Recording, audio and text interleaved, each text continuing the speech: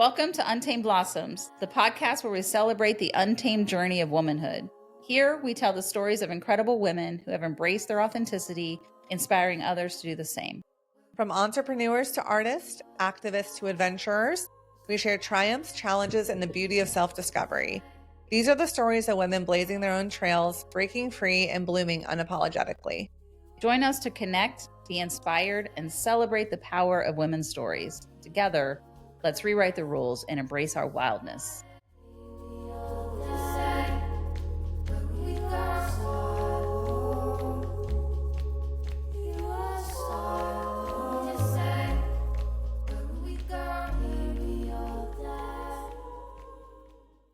Welcome to Untamed Blossoms. I'm your host, Amanda Riley. And I'm Cristi Riley. Welcome to the show. We had the best weekend ever. We did. We had a great weekend. Yes. The clothing swap was awesome. It was really beautiful. Yeah. I knew we were going to have a lot of clothing. I didn't understand the amount we were going to have. Yeah. It escalated quickly in a good way. In a good way. Yeah. My husband, I would be lying if I didn't say that he did have a panic moment at one stage in the middle of it. And he's like, what are we doing with all these clothes? And I was like, don't fret. So people did come with more than they left with. So we do have a large supply left over. Mm-hmm. But we have identified a couple of organizations here locally. One of them is a young women's shelter. So for homeless 16 to 24-year-old young girls, which I think is amazing, that we'll be taking some of them and possibly another group that supports moms. So they all came as recommendations from people that already follow us. They're supporting us, volunteers that helped us yesterday. So we're happy to give back to all of that. Absolutely. It felt really good. It did. And I will say, I just hope this is encouraging to anyone who has an event coming up or is going on vacation. Before you go buy something new, see if a friend has it. Literally, some of my best friends were here yesterday. And the fact that I got probably 20 pieces of clothing that I can now use in a different way. I'm in a different setting now. I'm in a professional setting, at a place where people dress up every day. And I didn't have those clothes prior. And even if I did, they definitely don't fit. Right. And to know I didn't have to go out and buy anything.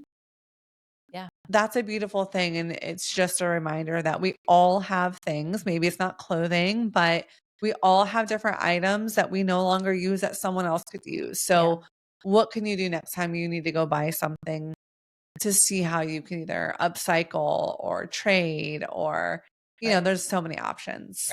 Right. And, anybody who follows us knows that we both are big on sustainability as much as we can. And sometimes that feels like you're failing.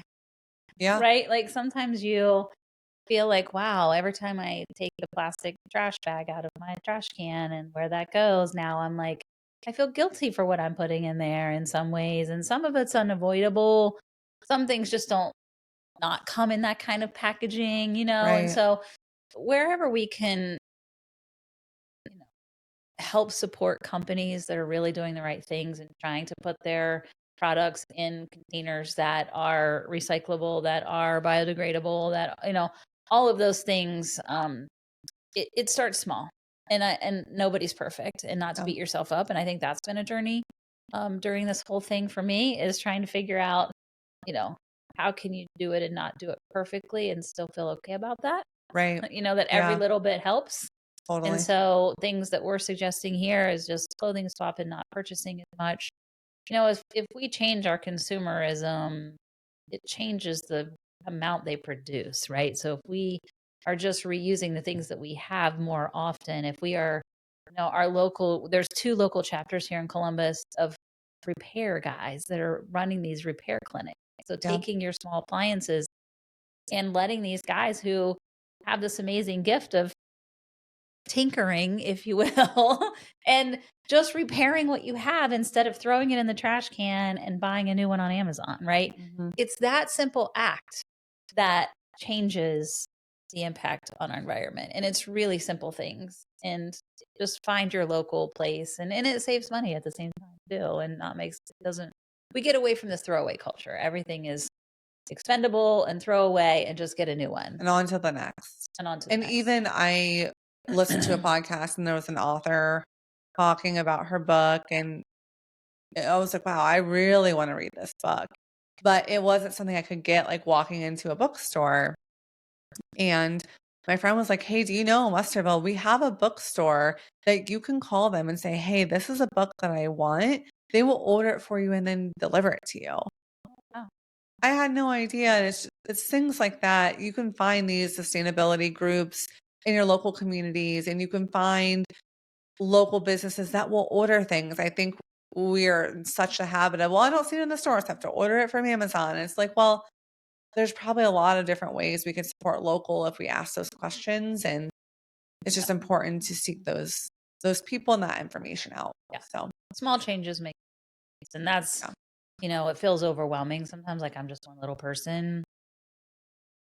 But no, we're not. Yeah. We have influenced a lot of people around us to come and just be a part of this. And I was like, wow, this is a great idea, but I never knew how to get it together.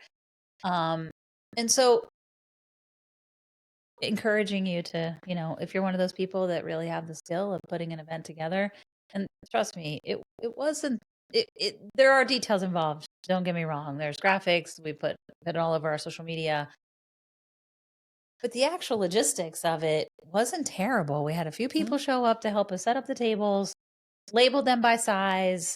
And I learned some things about it yesterday that maybe we would change if we needed to, if the scale got too big. But you assign a person to each little table, they set out their stuff, you exchange it, and then they take their stuff back with them and they can donate it to wherever they would like to donate it. It doesn't have to be all on the, we chose to keep the clothes that we were over for our event, and we're going to donate them to places. And, but if it got too big, that would be a huge undertaking. Right. Yeah. And so it may not be something where like, yeah, you come and you shorten it to 3 hours and the people who are wanting to exchange stay and mingle. The cool thing, the secondary thing of that is that we had 10 new people that had never met us or knew about Untamed Blossoms that just saw our event on social media that showed up here yesterday. Yeah, that was my favorite and part, yeah, honestly. It was my favorite part. And we got to meet them and know who they are. And some of them live close and were really interested in the podcast, had no idea what our podcast was about. And ways, we had realtors here and we had people that needed them. And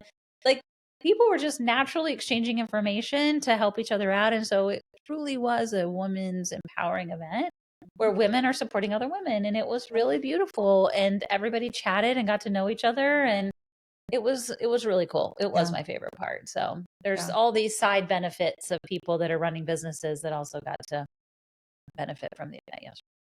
Sometimes when we want things to be perfect, it feels like we can over plan, or we talk about this all the time, but not do the thing because it's like, well, it's not perfect, or it's not this, or it's not that. And, sure, we could have changed some things, but at the end of the day, we help people upcycle their wardrobes. We help people connect to one another, and we help people find at least one other person to be in community with. So, and we're going to support our local charities.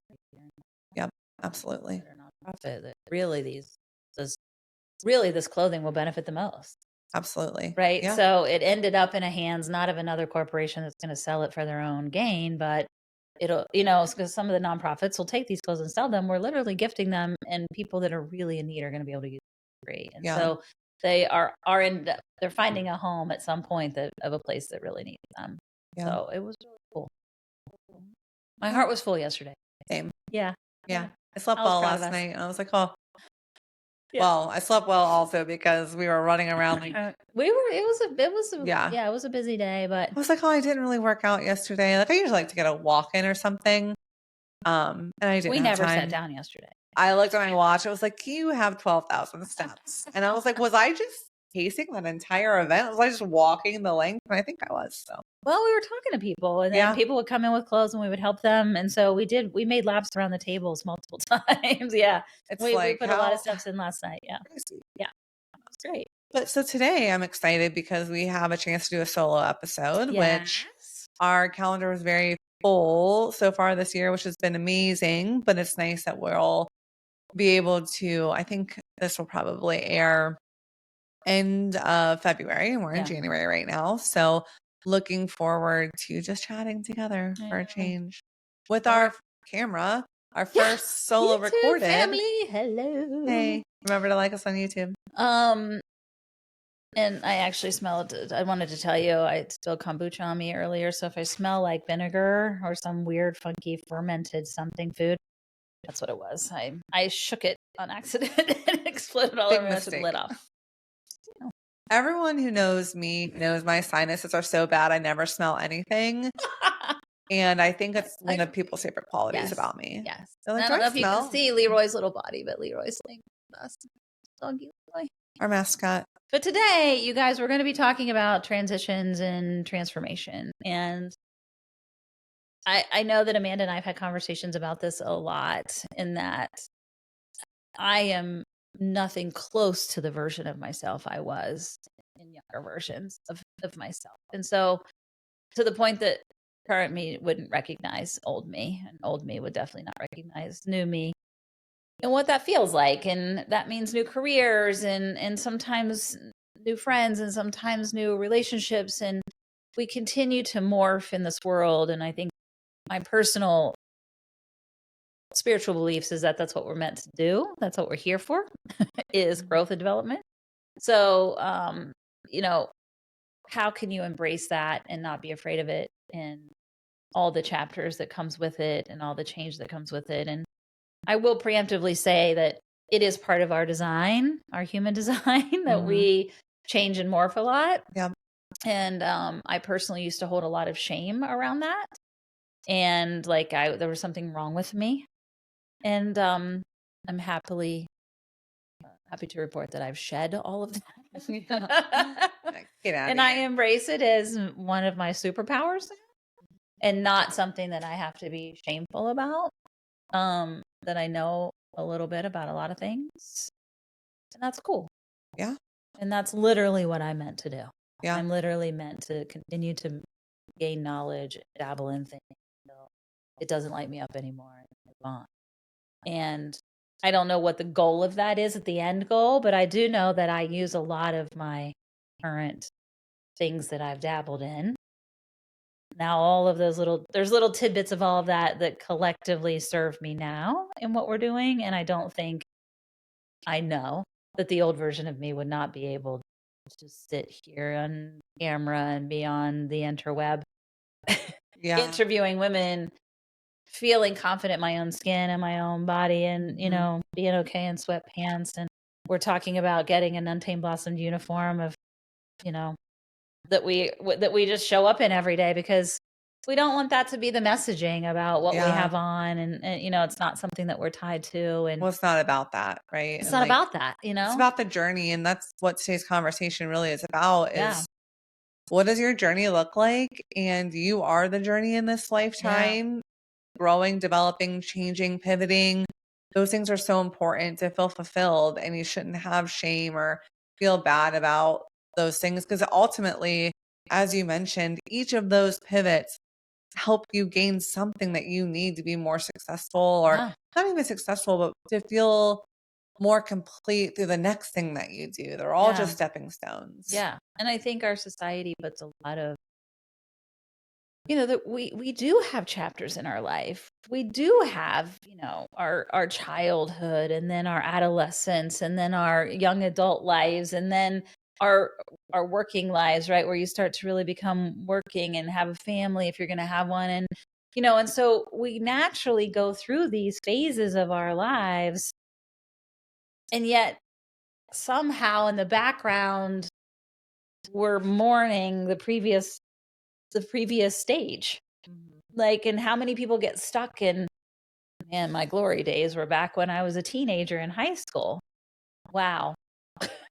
I hope not. Yeah. Right. I hope not. I hope that you can embrace every phase and not look and be like, well, those were the glory days. And, and I know that there are things that even this version of me, I miss as a younger version of, right? The strength and agility my body had. And you can label different things that you miss, and maybe your looks, or maybe the hair that you used to have and it's not the same anymore, whatever that looks like. But not to spend too much time in that space, because it takes away from wow, I have all of this wisdom and I've lived all of this life and it's brought me beautifully to this place that I am now. And don't spend a lot of time wishing Yeah. wishing it away that you had a previous version of yourself in this space, because that's not possible. But I think it goes back to the labels that we put on ourselves. Yeah. And then it's not, I don't always necessarily think it's the person that you were, you're so hooked on. It's the label that you had when you were that person. Yeah, that's true. We Right. do get So attached. Yeah. when I was in college, I was the fun person. I was the person who gathered people. I was a connector. And even though I'm still all of those things, it was much more vibrant and hyper focused. And I didn't have a lot of responsibilities yet. So it felt Right. more fun. But that label can be something that's hard to remove from. Right. And we just started an Enneagram course with Dr. Yes. Mary, who's been on the pod. And we did this great activity where we had to introduce ourselves. And you said your name and you said, I am. And we all went around and finished that sentence. Hi, my name is Cristi and I am. What did you say? Do you remember? I said I was a Sagittarian and grateful to be there. Yes. I said I was a Leo and missed the sunshine and being warm. Yes. I'm very dramatic. And everybody finished the sentence with something else. And the point was, and to be fair, to give everybody background, we're studying Eckhart Tolle's book, Power of Now. And that was meant to be a complete statement. Yeah. Meant to be a complete statement. Hi, my name is Cristi and I am. And sitting in that, I think, is even more uncomfortable for women, in that we are not our labels. We are absolutely, I am a mother, I am a sister, I am a wife, you could go on with the labels forever. And the point is that who we truly are just is, without all of those labels. And we are in the moment just that person. Yeah. Because every moment that passes, you are something different. Right. Depending on every single moment. Yeah. Every moment. Yeah. Right now, we are podcasters. Right. When I leave here today, I will be a student. Yeah. Later tonight, if my husband's feeling lucky, I will be a wife and maybe do some wifely things around the home. Right. Right. That one's probably not going to happen. But the point is, as your day evolves, you're something different. The labels change throughout your day. Yeah. This morning, I was a coach and a friend, it really fluctuates, but we get so stuck in what is the main role, right, and how do I fulfill those duties? So right. I did want to ask you, what is a role that you had a really, really hard time losing attachment to? Nurse. Why? One, because I identified it before I really started down this journey. I identified with it the most. Mm-hmm. And I think my ego was fed by that the most, right? Like, oh, you're so sweet. You're so kind. You take care of kids. You take care of babies. I can never do that.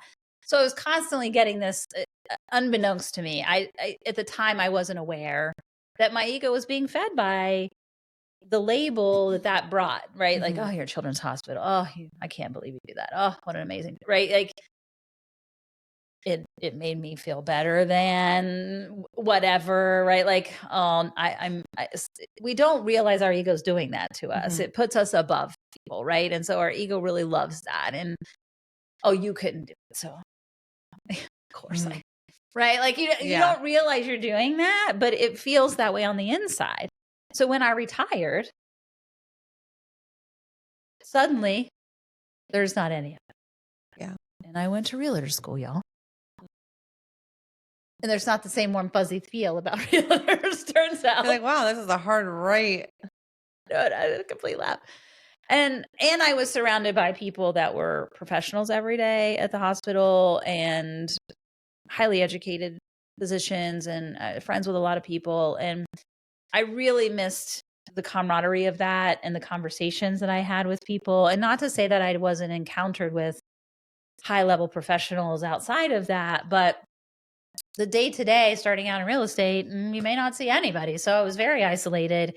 and not getting that accolade anymore, Mhm. that hit, you know? Yeah. And I really struggled with that because I was like, well, who am I and what am I doing here? And I felt like my job there, really what I was struggling with was lack of purpose. Like I didn't feel like I was fulfilling any sort of purpose by being a realtor, right? And you were still doing some design work too, which still Yes. filled your cup, but was still pretty isolating, right? Yeah, yeah. I was by myself mostly during that time. And so I was very isolated and not with a group. And so that was I would say that was the hardest time in my life, you know, and I had really started to sort of wake up to my own needs and my own self and my own trauma and my own struggle and was really going through it. And that's part of why I left nursing is I felt like I was doing that to meet a need, right? Is not Right. only the caretaking piece of it was also a trauma response and you know and so part of my journey to really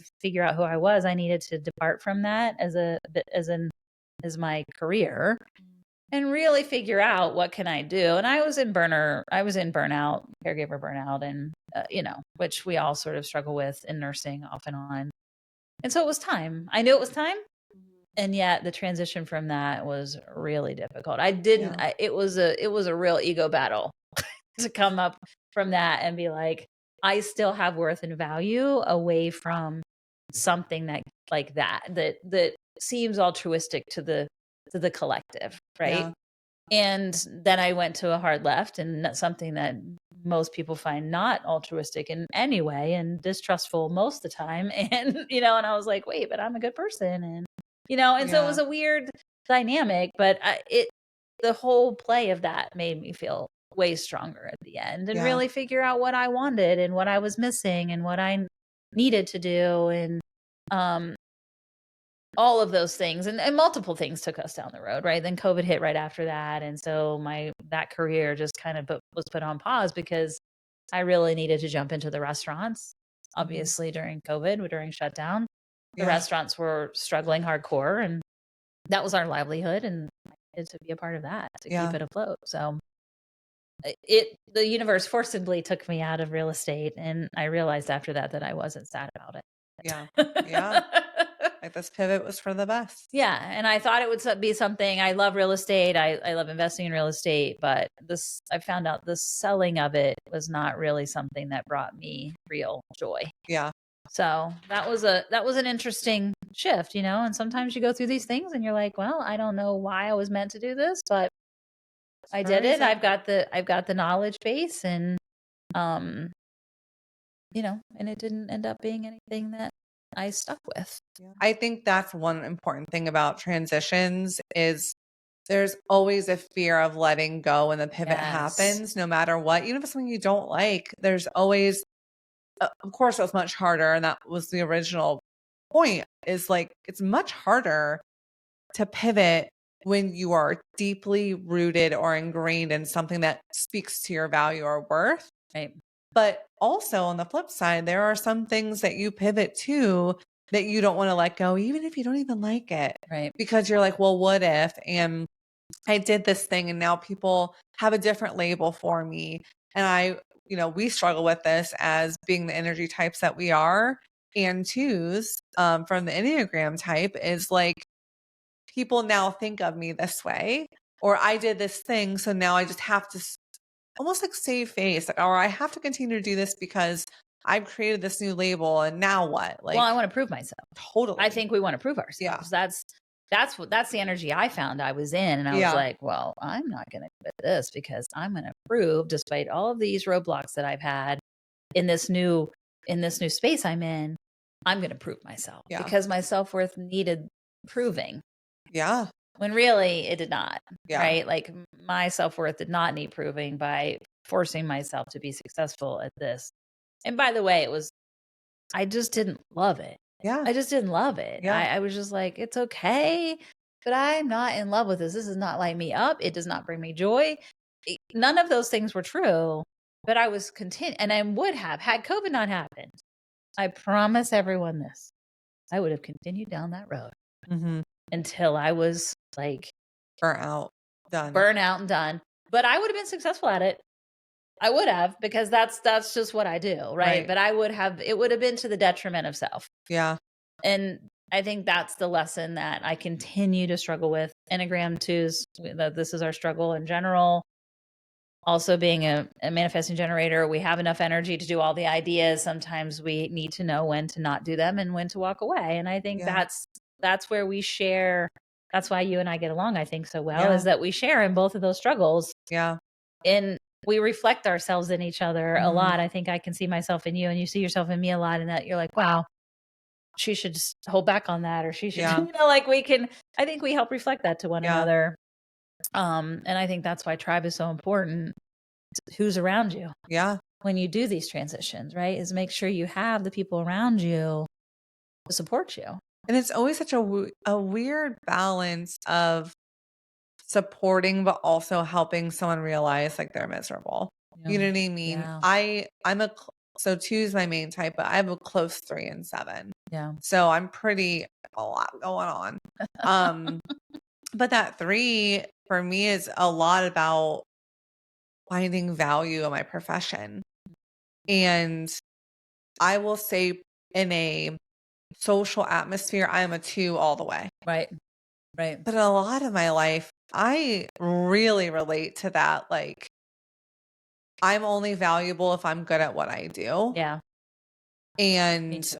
I am willing to do anything. Like, I don't, what I'm passionate about is this. Yeah. I've always been passionate about broadcast anything, having a radio show in college, working for 10 TV, which I told one of the realtors that I work with, I told her that this weekend. She was like, what? And she's like, wow. And I just thought to myself, like, that's so crazy. I used to always talk about my time working at 10 TV because I was so proud of it. And I loved it so much. Yeah.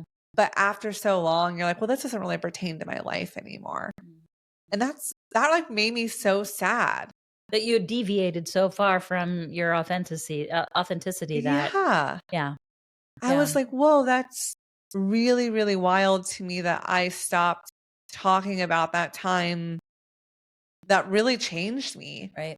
And I loved it. And had it not been 2008 when everything went real down real fast, you know what I'm saying? Right. I would have worked there forever. Like Yeah. I would have loved to have a job there, but they couldn't hire me full time. And I just graduated college. I was living with my parents and I was traveling an hour a day there to edit video and stuff for about 3 hours and then driving out. I mean, it wasn't feasible. So Yeah. that's when I got into working in the restaurant business and then eventually corporate America. So I just find it fascinating that even when we know the pivots that we made really changed us and brought us where we are today, we can lose identity with those things Right. because it's no longer who we are at the moment. Yeah. What was the hardest one for you to pivot? I was thinking it's either 2 things, which are gonna sound wild. One is best friend, and then the other is leader and boss. Oh, yeah. So I don't wanna sound any type of way when I say this, but I will say I've had a lot of people consider me their best friend. Yeah. Been in a lot of weddings. Been a maid of honor in a lot of weddings, so a lot of people I don't even talk to anymore, right? But I was the person who I feel like would prioritize anybody and everyone over myself. Yeah. And I was so willing to do anything anyone needed me to do that I found myself in best friend role a lot for a lot of people. Yeah. And as I got older and relationships changed, I just stopped prioritizing other people above myself. And then when things in a friendship started to feel not good, I was just willing to say, I'm not going to do this anymore. Yeah. And that's really, really, really hard when I find value, especially as a 2 and someone who's a connector and has a lot of energy to gather people. That's all over my human design. It's like All bringing over your people human together. design. Yeah. Yeah. I remember having events thinking, okay, in this, I'm going to invite this group and this group because this other group doesn't like this group. So when I do this event, I'll invite that group and this group. Like I was like doing table planning for a wedding in my head all the time, but for social gatherings. You know what I'm saying? Right. And I just got to this point where That's a lot of energy. so much energy. Yeah. And I realized once I stopped doing that, I have less and less best friends, right? And of course, I have people I love and I care about and I'm very close with, but now I set boundaries if I have to. And if things aren't feeling great, I feel like I've worked really hard at that of saying like, I love you and care about you. Therefore, I'm telling you, I can't have this conversation, or I can't be a part of this, or that's too much for me right now. I can't. And the people that care about me will honor those boundaries and will not make me feel bad about it. And the Right. people that do, I just know it's not time and space any longer for us to be connected in that way. Yeah. So that was very difficult. And then I really love being a boss and love leading people. And I always say leader first, then boss, because I really tried to show up every day as a leader. Right. And deeply cared about my employees and deeply cared about their learning and empowering them in their lives outside of work. And I always wanted to know what their goals were, not inside the building that we were working in, and Right. always championed them, whether it was Haley who's on the pod and her art shows, or Right. whoever it was. I just wanted to make sure I cared so much about them that they felt it in every aspect. Right. Which is also A lot of energy. a lot of energy. So, I still struggle with that every single day now that I'm out. It's only been 7 months since I've last been a leader and a boss. And like, it's still like I could get emotional thinking about how much I miss people saying like, you changed my life. You helped me. You guided me in my career. You made me realize this isn't a career for me. You helped me get through a hard time. Like I do miss that still every single day. So, I do believe that we are helping people, and that's the whole yeah. point of this, right? Is that we really want to help women help themselves, and it's less about us and more about putting people's stories out. And the way we're connecting people that we're interviewing and people that we don't know are listening and connecting, and it's just a really beautiful sort of without being directly involved. Yeah.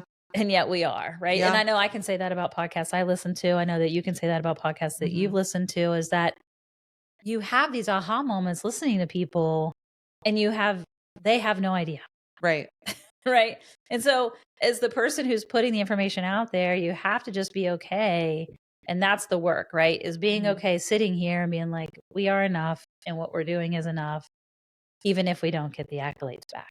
Right. Well, that's the problem, I guess, is that when you prioritize expending your energy for other people all the time, that eventually runs out. It doesn't matter how much energy you have. We are the highest energy type for our human design, and it still creates burnout. Yeah. And it's like, so what do you do to generate connections to other people and make sure people are finding who they need for their lives without you being the person Right. who does that legwork? Like you're just allowed to be a source of information and connectivity without being also the conductor of it all. Yeah. And that's the space we found. Yeah. Yeah. And it's happening really beautifully. Yeah. Yeah. And the only way we really know that is if more people listen to our podcast. Yeah. So Follow us on social media and on YouTube. We are still people. We need the hit. You know what I mean? Yeah. Every now and then we're doing the work, but sister needs a few hits. Yeah. But I think that's really a beautiful sentiment. And I think, watching you've grown so beautifully in the last year, and the work you've done has been even in hard times, right? Like this transition from corporate America has not been easy for you in any way.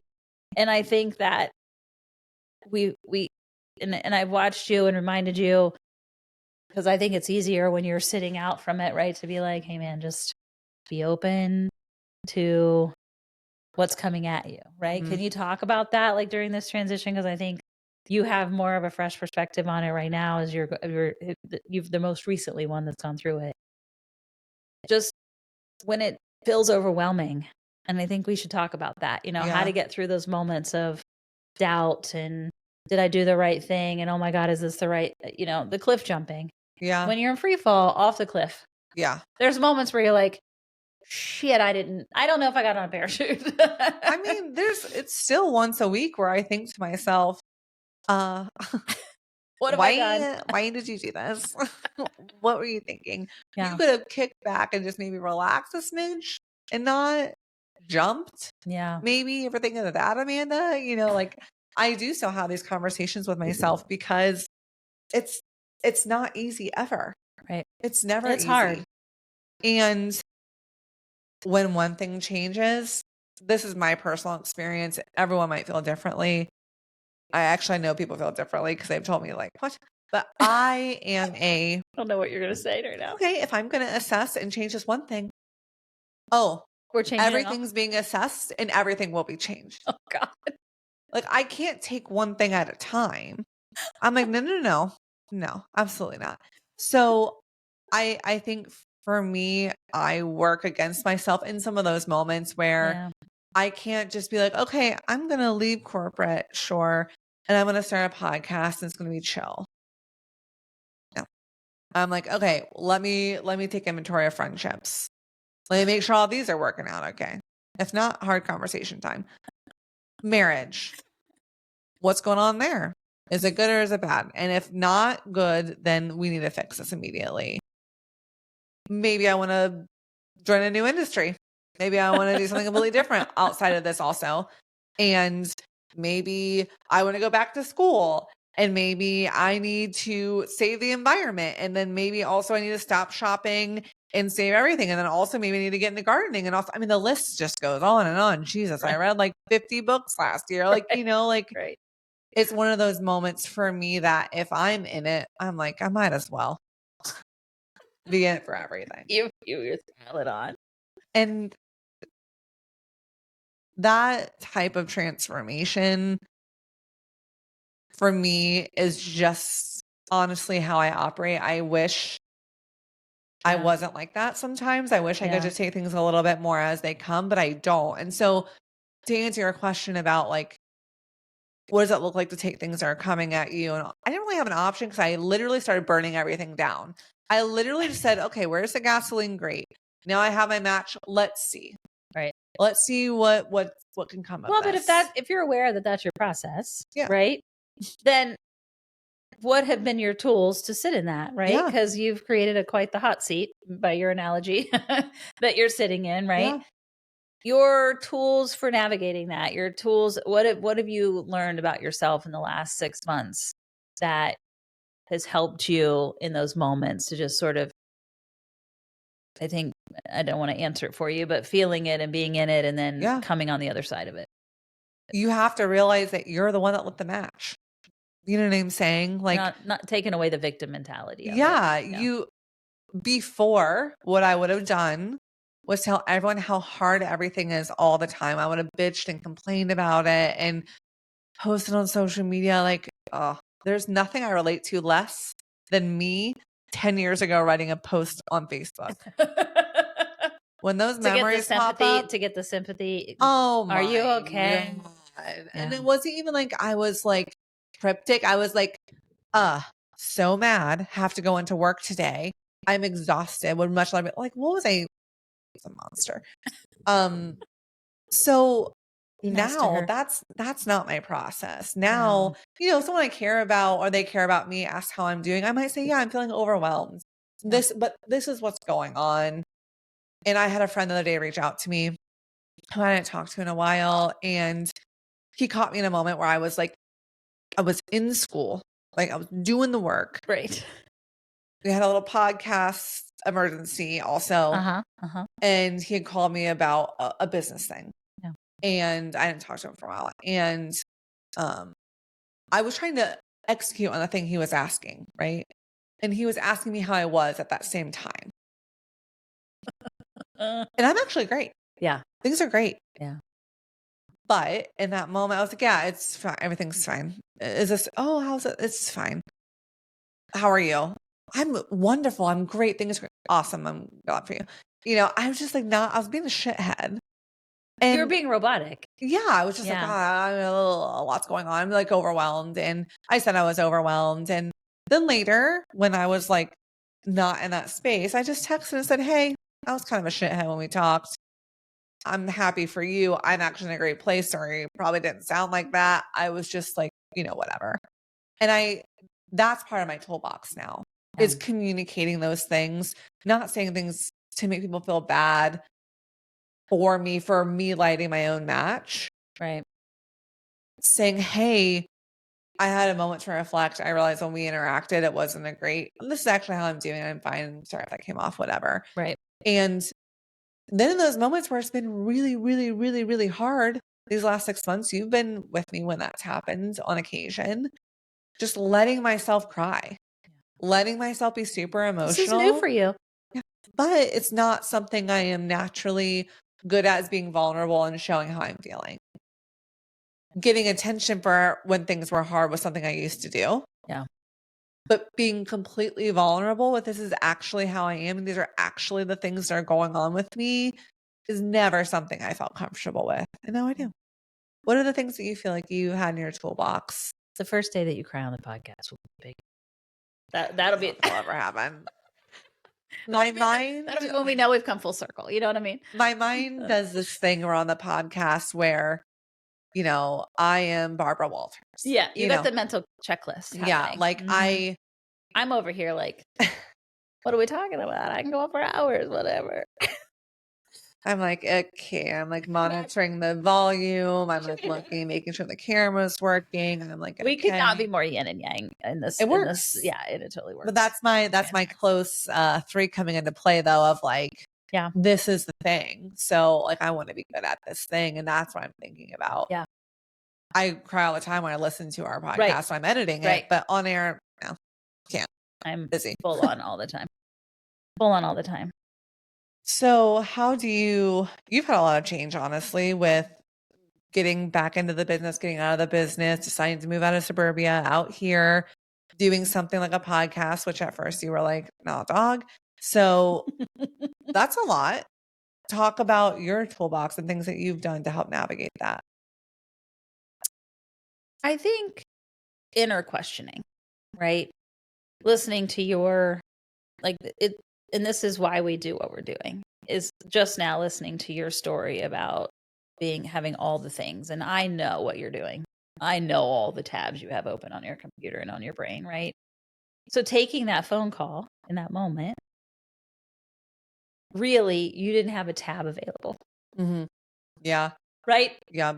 Really. And so and when things like that happen and I find myself apologizing for my behavior, or I find myself thinking about, wow, I should have done that differently. I'm trying to get myself to the place of like, where can I be in advance of that? What should that version of myself in that moment done differently to have a different outcome, so that I could really be present with that friend that I hadn't talked to in a long time and given them my full attention and not been curt or short with them because I had too many tabs open. Yeah. That's where I'm at.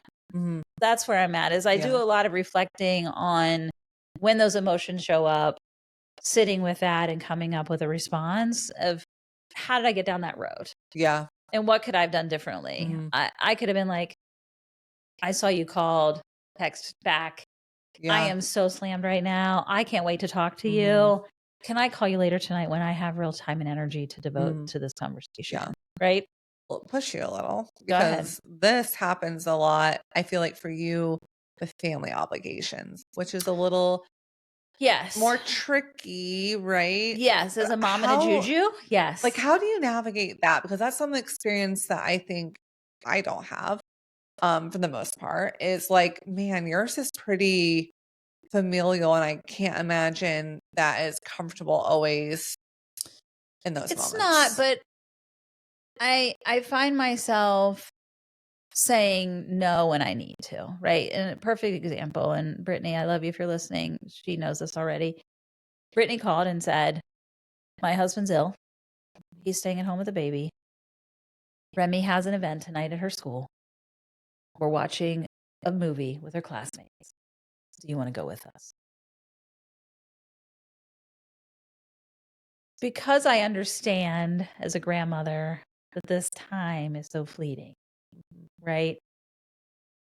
I don't like to say no to those opportunities because I do feel like those opportunities are the juicy parts, right? In some ways, Yeah. like these are core years of Remy's that she has core memories that will be part of the fabric of who she is. Yeah.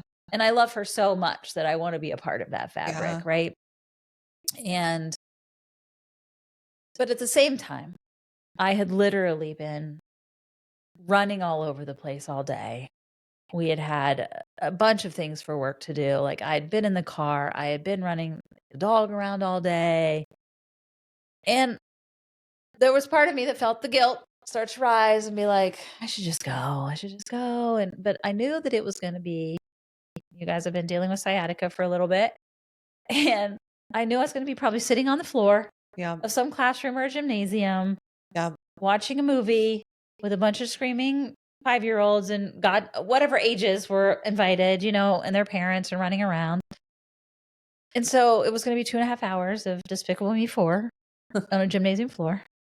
And I was so tired, right? And then I had just been like, I was mentally and physically tired for whatever reason that day.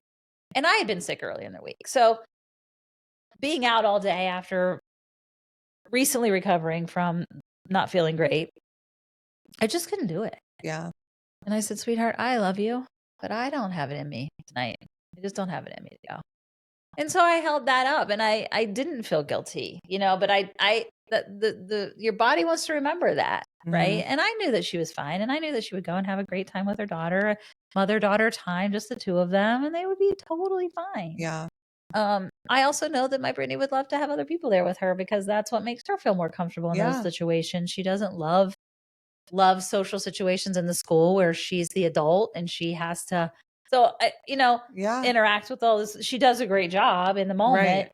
but leading up to it, that's one of her things. Is like she's Yeah. like, I don't really want to go and have to talk to people and be the mom in that moment that talks to other moms and dads Mhm. and talks to other kids. And she does beautifully in those moments, but she worries about it because Yeah. she's really sort of introverted.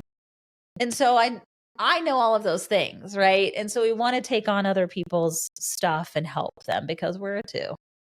And that's what we do in our Enneagram. And I was like, no, I really just want to be at home with my husband tonight in my jammies, Yeah. curled up with a cup of tea and maybe watch some TV and snuggle on the couch and do nothing. So it's like a lot of like the playing the tape forward, really. Yeah. Yeah. It's like, okay, I know this information about the situation. So what if I go? What happens? Yeah. And then what if I stay home? What happens? Right. And then like making that decision based upon what your body is telling you that you need versus the recalling the information and saying, well, this is what I should be doing. Or I feel guilty about. Yeah. The maternal guilt that comes up with it. And I will say that I notice that a lot less, these days, and that I can identify it and see it and then make a different choice Yeah. based on what my body feels like and what Yeah. what I ultimately really need. Now, if my kids really need me for something, right? And I'm able to give that, of course I will. And and that just comes with being a parent. But I can't always say yes to all of the requests all of the time if I'm not feeling good or if I need something different or if work is crazy or whatever, the thing is that I'm not one of those. I was a young mother, so I'm a young juju. Yeah. And so they're dealing with somebody who's not retired, right? I'm Mhm. not a retired person. Yeah. So I do have work obligations and I do have things that I have to do. So I can't just be a full-time juju and mother to them to help them the way maybe some other retired grandparents could do that. Right. I'm not always available every day all the time. And so they have actually said that, and I've had to deal with that. Like, well, mom, it would be nice if you were, if you were retired. And I'm like, that's not our reality. Yeah. I do as much as I can do. And I historically would have put myself in a position to be responsible, I think, for their emotions more than Mhm. like wanting to make it easy for everyone because I can see those big pictures and see how they play out and insert myself to make it easier for people. I think that's my biggest struggle with family historically. Trying to save people, my brother, you know, like back when he was younger and go and clean up for him and take care of his kid and, you know, like just trying to help build him up, right? Is what I Yeah. thought I was doing. But I really made myself responsible for everybody's adult lives in some ways back in the day. And And I just don't like do that anymore. managing everyone's emotions is the most exhausting thing. And an effort and complete futility. Yeah. I'm not in charge, nor can I control them, nor can I really even think that I have any sort of impact on their emotions, really. Right. I'm trying, but you really don't, you know? Well, then And it just so, drains you of your own emotion. Like that's what's oh, crazy about it is at the end of the day, you're the only one suffering from you that. put you, I found myself in my 40s not knowing who I was, having no clue as to what real Christy loves and wants and gets lit up by. And it's all of a filter of everybody else around me's emotions. It's all through a curtain of that. Yeah. It's not just singularly sit in a selfish space and say, this is what I know to be my truth and what I want Yeah. in this life. And I'm slowly discovering that person.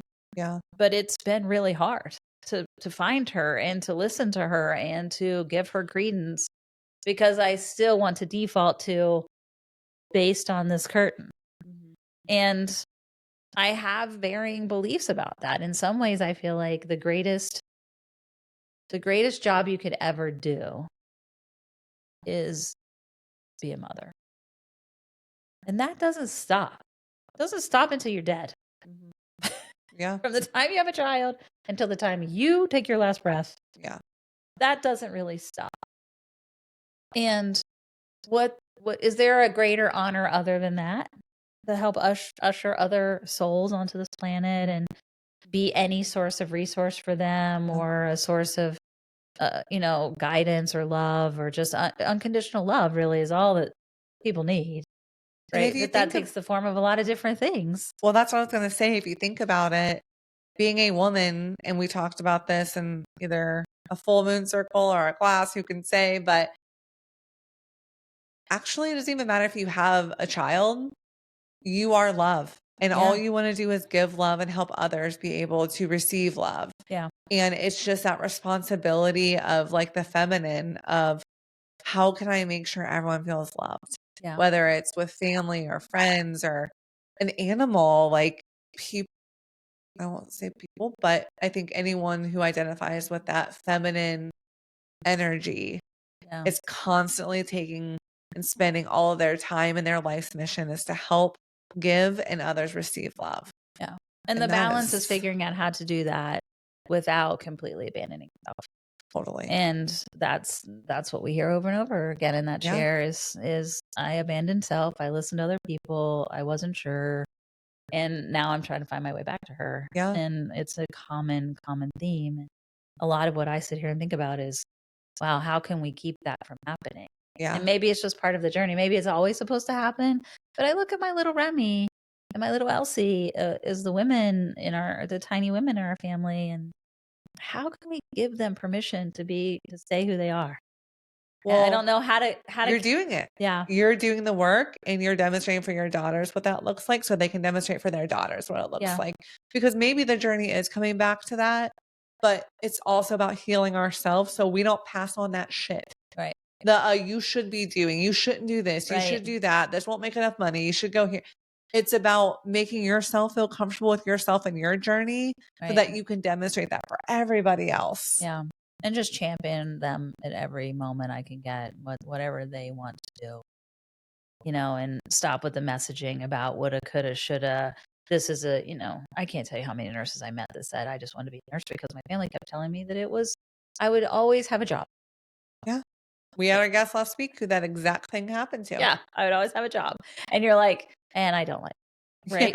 Yeah. And, Brittany had no idea what she wanted to do when she went to school, and she chose to be an occupational therapist. And I think mostly because her sister decided to be a social worker, and they're all sort of in the medical field. And so they looked at me and that's what I did. And so she found something that seemed interesting to her at the time. But really her energy, she doesn't have an energy type, right? So she's a projector and she is touched out at the end of the day. She found out after several years of working at the James that she came home and was talked out and touched out. She didn't have the sustained energy for that field. And it was literally draining the life force out of her. Like we could watch it leave her. Yeah. And I'm like, honey, you are so unhappy. Like we have to do else for you. But she didn't have the language to know that she was an energy type that didn't, right? No, Like, she didn't have any of that. and I think that's what we're trying to facilitate for any women that come into our circle is knowing yourself is the greatest gift and the biggest change you can make in this world. So helpful. Because then for us, you don't have to feel bad when we're like, yeah, I've had 75 different careers. And it's because I can't figure out which one I like the best. Right. So I just keep trying on new things. And then you don't feel bad about that. And then you're not a monster to be around, or, you know what I mean? All those things make you feel comfortable being you. So then you can make other people feel comfortable being them. Right. We've all been in a place where we felt miserable. So we make other people feel miserable. Yeah. Knowing oneself. Right. I mean, it's the best gift we really can give anybody, ourselves and our family and our friends and our community. Yeah. Yeah. Is focus on yourself and be the person that you want to see in the world. Totally. And that's literally what we've been doing and what I've been doing for years and what you're doing and, what all of our women's circles are about. And there's just really strong women doing amazing work to rediscover themselves or discover themselves for the first time. And it's been really powerful and beautiful. And what that's going to ripple out to be like is going to. Yeah. Well, we've had lots of guests on our pod so far that do amazing things with healing and teaching, whether it be Dr. Mary in her classes, Sarah, who literally is light and love, doing all of the workshops that she does. Even Brittany helping people feel confident about their bodies, right? Like we have all these, Jessica who does the Reiki, like we have all these amazing people who offer so much love and light through services they give. Right. And that's beautiful. And, we'll do a reminder coming up in February, especially around Valentine's Day, of how you can love yourself more. Yep. By even if you don't have a significant other. Yeah. Totally. Yeah. Schedule a session, man. Start to learn more about yourself. Open that door. Don't be afraid. It can be dark at times. It can be scary. It can be overwhelming, but just understand that this is your chance to evolve and grow to a whole different version of yourself, to follow your newfound passions or rediscovered passions and new skill sets that you're discovering every single day. Yeah. And just be bold. Yep. Well, remember to follow us on social because we do want to do some bigger things, but we do have to meet certain quotas, right? So making sure you're subscribing on YouTube and then Spotify, Apple Podcasts, and iHeart is really important to get us to be able to do more of these things. Yes. And then just share episodes with people that you feel like would resonate with these type of conversations. And we would love to hear from you. DM us on social. You can shoot us an email right from our website. Yep. Let us in so we can connect and hopefully we can, make connections for you and with you. Yep. So. Sounds good. All right. Thanks, you guys. Till Love next you. time. Love you.